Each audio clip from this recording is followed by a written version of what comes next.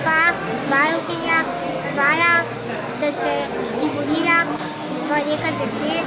Danes smo tukaj ob 60-letnici deklaracije o človekovih pravicah, s čim ste se v preteklem letu najbolj ukvarjali v vašem uradu.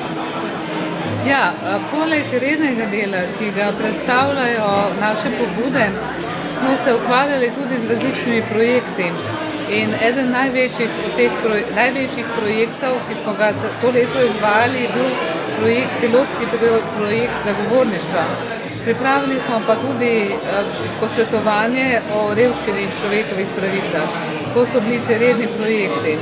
Sicer smo pa uvedli tudi novosti srečanja z nevladnimi organizacijami. Vsak mesec pa imamo tudi poslovanje zunaj centra. Težko bi pa rekla, s katero stvarjo smo se največ ukvarjali, bi pa, če bi bila seznanjena s vprašanjem prej pogledala, ker imamo vse evidentirano. No, kaj pa problemi običajnih ljudi, s kakimi prošnjami se ljudje oglašajo na vas? Ja, gledajte, v zadnjem času se največ ukvarjamo ali pa največ pozornosti namenjamo ljudem, ki so se znašli v nezavidljivem finančnem položaju.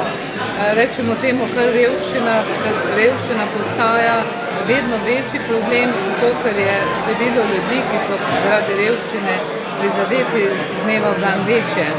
In tukaj so posebej ogrožene skupine, s katerimi poskušamo posebej delati, vendar je zakonodaja zaenkrat taka, da kaj dosti možnosti nimamo.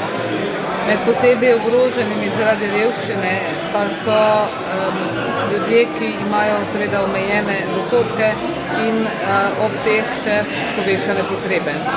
In tu se seveda hitro najdejo ljudje, ki so ali invalidi ali hendikepirani, predvsem pa upokojenci, ki živijo sami in imajo dejansko zelo omejene dohodke brez možnosti nekih dodatnih transferov. A imate kakšno antidiskriminacijsko strategijo za prihodnje oziroma kako boste ukrepali, da vas mlade, da se pač zamenjala, bi se tudi v pesmi, jemljajo bolj resno? Ja, to, da nas vlada jemlje bolj resno, ni odvisno od nas. Moje delo bo podobno, kot je bilo za mandata prejšnje vlade.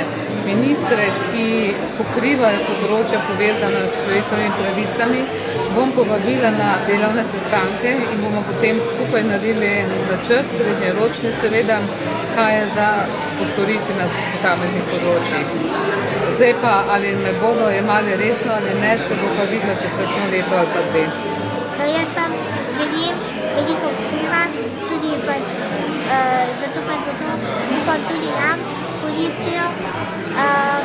Želim predvsem, da postane vprašanje človekovih pravic eno glavnih vprašanj politike in ne samo pač priložnostnih vprašanj.